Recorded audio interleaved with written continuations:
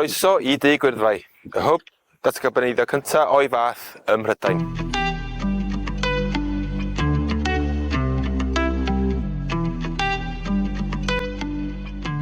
Mae yna ddau brif nod i'r hwb.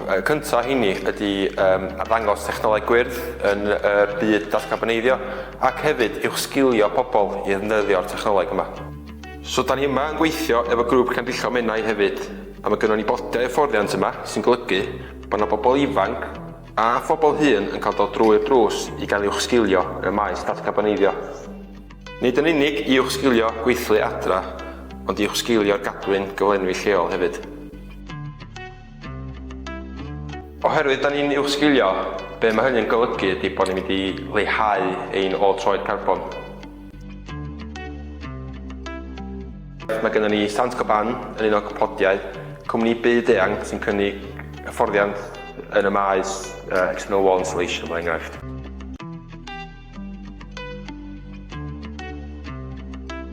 Yn un arall, mae gennym ni nifer sydd yn arddangos technoleg o fewn y maes mechanical ventilation a heat recovery. Wrth weithio gyda grŵp canrillo mennau, mi ydym ni'n cynnig hyfforddiant hefyd ar y technoleg yma. A hefyd, mae gennym ni Worcester a Valence sy'n arddangos technoleg yn y maes air heat pumps. A wedyn, mae grŵp canrillo mennau yn defnyddio'r offer yma I gynnal hyfforddiant.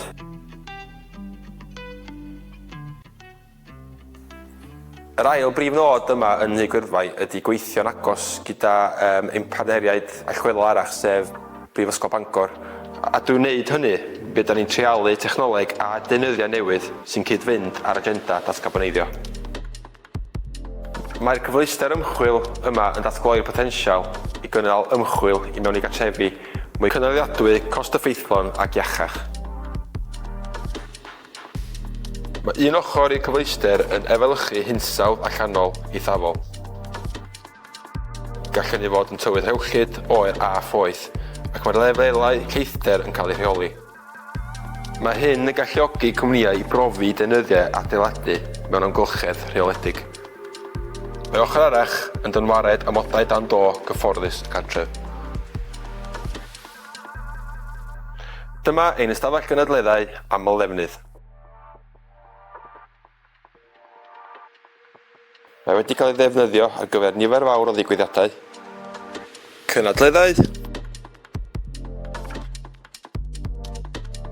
cyfarfodydd bwrdd, a nifer fwy o ddigwyddiadau gwahanol a diddorol.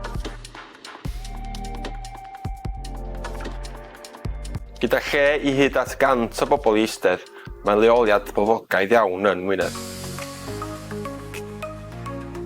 Rydym hefyd yn cynnal digwyddiadau fel yr ymgyrch merched mewn adeiladwaith, lle mae merched ysgol yn cael rhoi cynnig ar wahanol grefftau fel plastro a siarad am menywod mewn amrywiaeth o swyddi o fewn y diwydiant.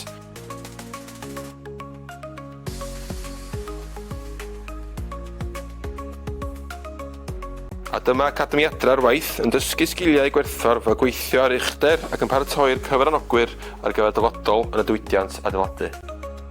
Mae'r cwrs yma, fel y rhan fwyaf o bethau sy'n digwydd yn Dŷ Gwyrddfai, nid yn unig yn cynnig cyfleon I bobl leol, ond hefyd i'n tenantiaid ni. Mae gan Travis Perkins, sef noddwr arall, ddepo drws nesaf I ni ac mae'n contractwyr yn dod yma am ei defnyddiau cyn dechrau gwaith nesaf. Roedd hwn yn arfer bod yn ffactri toilet roll a gaeodd lawr I 84 mlynedd yn ôl. Fe gafodd dros 100 o bobl colli gwaith dros nos a gath hyn effaith mawr ar gymuned leol. Wrth adnewyddu'r ffactri, da ni'n gobeithio dod â gwaith yn ôl i'r gymuned leol. Felly mae'n amser gyffroes iawn yn Dŷ Gwyrddfai gyda datblygiadau gyffroes iawn ar y gweill. Da ni'n edrych ymlaen I groesawu chi yma'n fuan.